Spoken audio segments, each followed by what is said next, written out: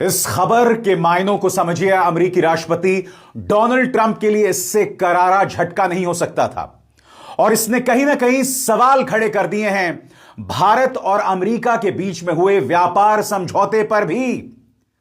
अमेरिकी supreme court ने Trump के टैरिफ वाले कदम को पूरी तरह से अवैध, पूरी तरह से नाजायज ठहराया है, यानी कि ट्रंप के लिए एक करारा झटका।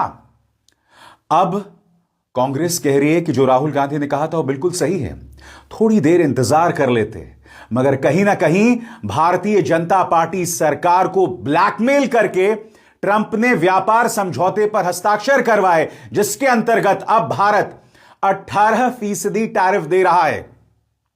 सबसे शॉकिंग बात, सुप्रीम कोर्ट के इस ऐलान के बाद, अमेरिकी सुप्रीम कोर्ट के इस ऐलान के बाद डोनाल्ड ट्रंप जो हैं वो सामने आते हैं और कहते हैं कि भारत ने इससे पहले हम पर बहुत ज्यादा टैरिफ लगाए हैं, भारत हमें टैरिफ देगा मगर हम भारत को कोई टैरिफ नहीं देंगे।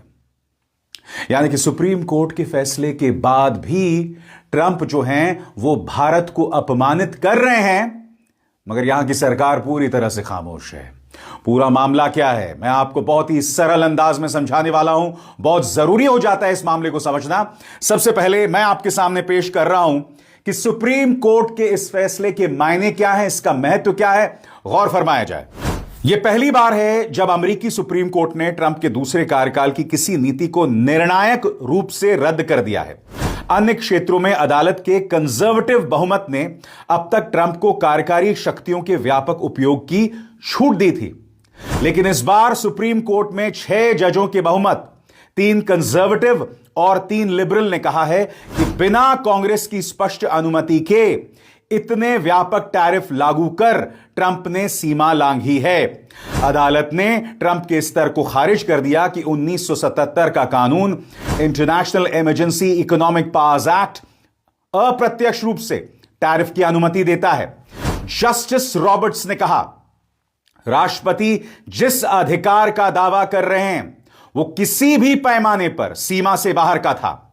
चीफ जस्टिस ने अपने फैसले में लिखा, अगर कांग्रेस टैरिफ लगाने जैसी असाधारण शक्ति देना चाहती तो वो उसे स्पष्ट रूप से कर सकती थी। उन्होंने यह भी लिखा कि ट्रंप प्रशासन के कानूनी तर्कों को स्वीकार करना व्यापार नीति पर कार्यपालिका और विधायिका के लंबे सहयोग को समाप्त कर राष्ट्रपति को अनियंत्रित ताकत देना है।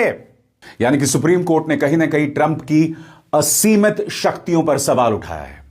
अब जाहिर सी बात है ट्रंप इससे बौखला गए हैं, वो इस कदर बौखला गए हैं कि वो सुप्रीम कोर्ट पर प्रहार कर रहे हैं, नंबर 1। नंबर 2, उन्होंने 10% और टैरिफ लगा दी। यहां सही सुना आपने, सुप्रीम कोर्ट के ऐलान के बाद दुनिया भर पे उन्होंने 10% टैरिफ लगा दिया। सबसे पहले मैं आपको बतलाना चाहता हूं राष्ट्रपति ट्रंप ने सुप्रीम कोर्ट के इस फैसले के बारे में क्या कहा, गौर फरमाएं।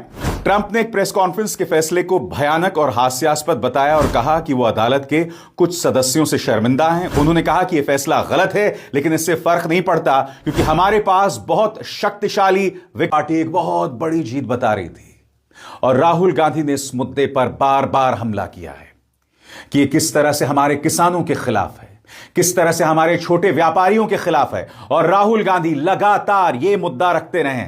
सुनिए उन्होंने क्या कहा था कुछ दिनों पहले। नमस्कार। कल मैंने कहा कि जो किसान है वो हिंदुस्तान की नींव है, फाउंडेशन है, और फूड सिक्योरिटी के लिए कांग्रेस पार्टी और हिंदुस्तान लड़ी थी। नरेंद्र मोदी जी ने हमारी फूड सिक्योरिटी, हमारे किसानों को धोखा दिया है। यूएस के साथ डील करके उन्होंने कपास के किसानों को, सोया के किसानों को, सेब के किसानों को, फल के किसानों को बेच दिया है। हिंदुस्तान की कृषि मार्केट पर सालों से विदेश के लोग कब्जा पाने की कोशिश कर रहे हैं। नरेंद्र मोदी जी ने उनके लिए दरवाजा खोला है। संस्थाओं को या तो कमजोर करने की कोशिश कर रहे हैं या उन्हें गाली दे रहे हैं। मेरे इन शब्दों पर गौर कीजिए, यह ट्रंप के खात्मे की उल्टी गिनती है। मैं इससे पहले भी आपको कह चुका हूं, यह व्यक्ति, यह शख्स हर गुजरते दिन के साथ अपने देश को बदनाम कर रहा है, अंतर्राष्ट्रीय तौर पर भटकाने के लिए। कभी ईरान पर धमकी की बात करता है, कभी कुछ कभी कुछ, और यह ना अमेरिका के लिए सही है और ना ट्रंप के लिए। अब देखना यह है कि ट्रंप अमेरिका को कितनी गहराई तक ले जाते हैं, कितनी गहराई में जाकर दफन करते हैं, क्योंकि इसकी नीतियों के चलते अमेरिका न सिर्फ कमजोर पड़ रहा है, नुकसान पहुंच रहा है, बल्कि बर्बादी के रास्ते पर चल रहा है। चल नहीं, दौड़ रहा है। अभिसार शर्मा को दीजिए इजाजत। नमस्कार।